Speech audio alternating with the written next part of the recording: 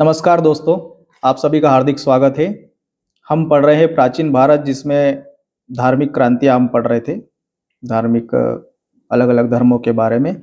इसमें हमने देखा था कुछ 7 महत्वपूर्ण धर्मों के बारे में, जैन, बौद्ध, आजीवक, संदेहवादी, नित्यवादी, घोरक्रियावादी, उच्छेदवादी।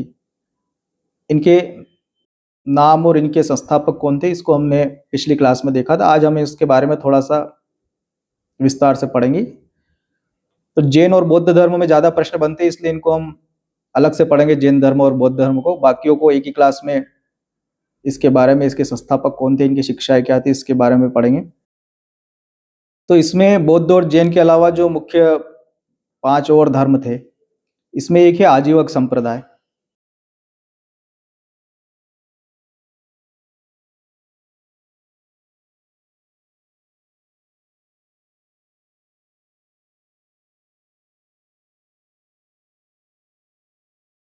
हम उतना ही पढ़ेंगे जितना परीक्षाओं में पूछा जाता है, नेट, सेट, असिस्टेंट प्रोफेसर या पीएससी की परीक्षाओं में। आजीवक संप्रदाय, इसके संस्थापक थे मक्खलीपुत्र गोशाल।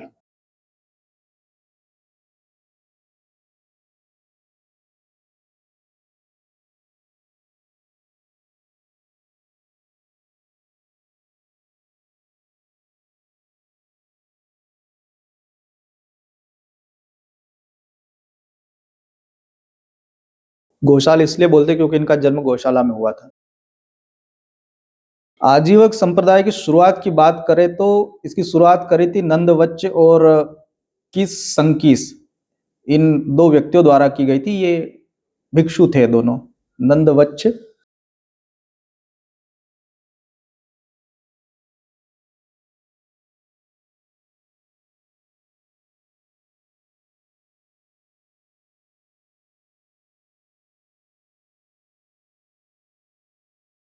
नंदवच्छ और किस संकीस द्वारा ये प्रारंभ होता है, और गोशाल जो है वो आजीवक संप्रदाय के प्रवर्तक थे।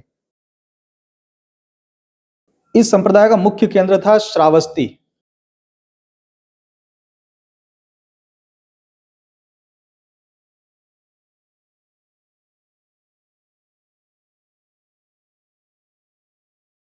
आजीवक संप्रदाय का मानना है कि इस जगत के सभी जीव भाग्य के अधीन है, यानी कि नीति पर अधीन है, और हमारे जीवन पर कर्मों का कोई प्रभाव नहीं पड़ता है, अर्थात सब पहले से तय है। इसलिए इस आजीवक संप्रदाय को भाग्यवादी या नीतिवादी भी कहा जाता है।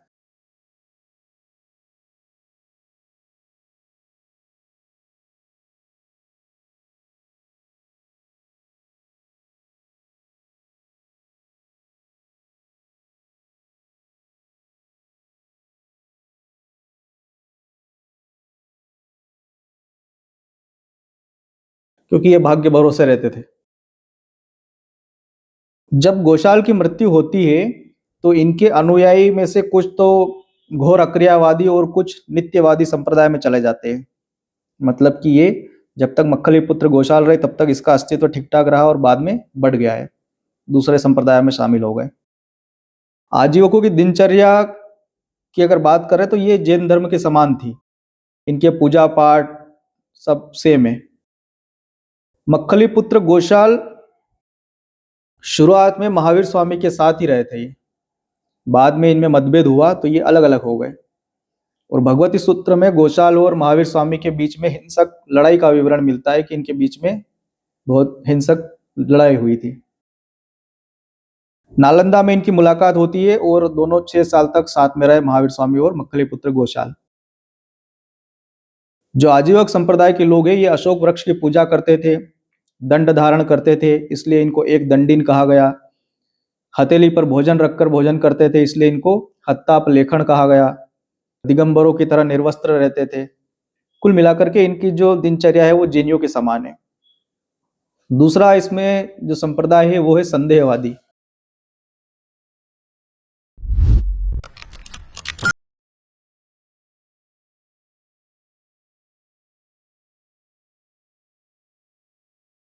संदेहवाद के संस्थापक है संजय वेलुपुत्र।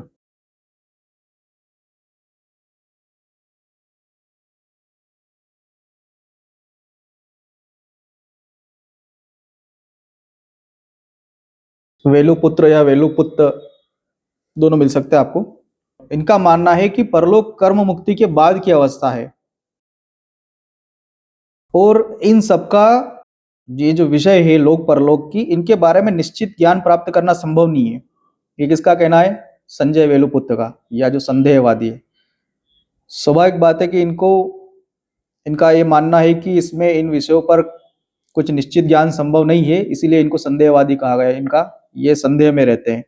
और संजय वेलुपुत्र को तो कुलबुलाने वाला सर्पमीन कहा गया है।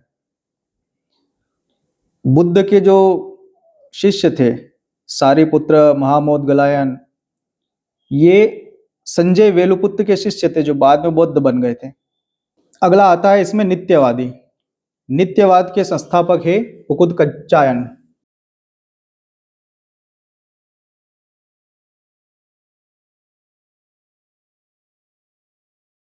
इसके संस्थापक पुकुदकच्चायन।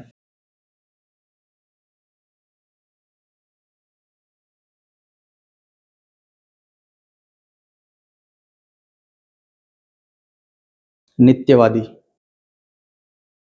नित्यवादियों को घोर अकृतवादी भी कहा जाता है।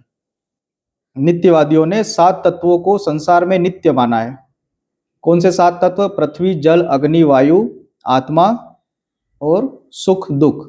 इन 7 तत्वों को इन्होंने नित्य माना है, इसलिए इनको नित्यवादी कहा जाता है। अगला जो संप्रदाय है वो है घोर अक्रियावादी।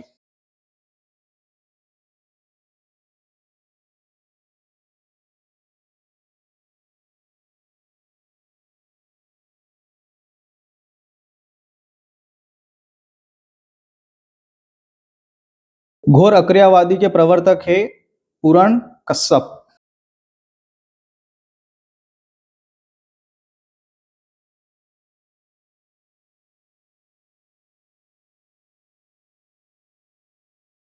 ज्यादातर इनमें यही पूछा जाता है कि इसके प्रवर्तक कौन है या इनकी शिक्षा के बारे में, और किसी के बारे में कोई खास घटना हो तो ये। इन संप्रदायों के बारे में ज्यादा डिटेल नहीं पूछा जाता है। घोर अक्रियावादी संप्रदाय का मानना है कि कर्मों का व्यक्ति पर कोई प्रभाव नहीं पड़ता है, इसलिए इनको इस संप्रदाय का, घोर अक्रियावादी संप्रदाय का मानना है कि व्यक्ति पर कर्मों का कोई प्रभाव नहीं पड़ता है, इसलिए इनको अक्रियावादी भी कहा जाता है। क्योंकि कार्य करने का कोई असर तो पड़ नहीं रहा है व्यक्ति के जीवन पर, तो कार्य करना क्यों? तो ये घोर अक्रियावादी है, कोई क्रिया नहीं करना है, अकर्मवादी, कर्म नहीं करना। और ये जो पूरण कश्यप है, अक्रियावादी, घोर अक्रियावादी के जो संस्थापक है या प्रवर्तक है, इन्होंने जल समाधि ली थी। तो कई बार ये भी पूछा जाता है कि जल समाधि किसने ली थी। इसके बाद आता है उच्छेदवादी। उच्छेदवाद को भौतिकवादी भी कहा जाता है।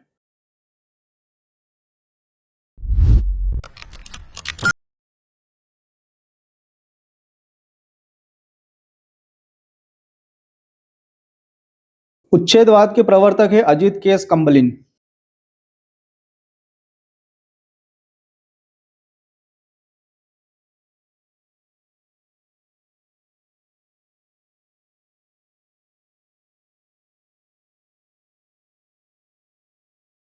अजित केस कंबलिन को भारत का पहला भौतिकवादी चिंतक माना गया है। और इस संप्रदाय का मानना है कि मृत्यु के साथ ही सब कुछ नष्ट हो जाता है, यानी कि पाप पुण्य का कोई संचित फल नहीं होता है। जो कुछ भी यहाँ पर किया है वो यहीं पर समाप्त हो जाता है। और इनका पुनर्जन्म में भी विश्वास नहीं था कि आपने कुछ अच्छे कर्म किए तो अगले जन्म में फिर आपका पुनर्जन्म होगा और फिर आपको इसका पुण्य मिलेगा, या कोई पाप किया है तो इसका दंड भोगना पड़ेगा। इसमें इनका कोई विश्वास नहीं था, इसीलिए इनको भारत के पहले भौतिकवादी चिंतक माना गया है। और जो उच्छेदवाद है इसको भौतिकवादी भी कहा गया है, उच्छेदवादी या भौतिकवादी।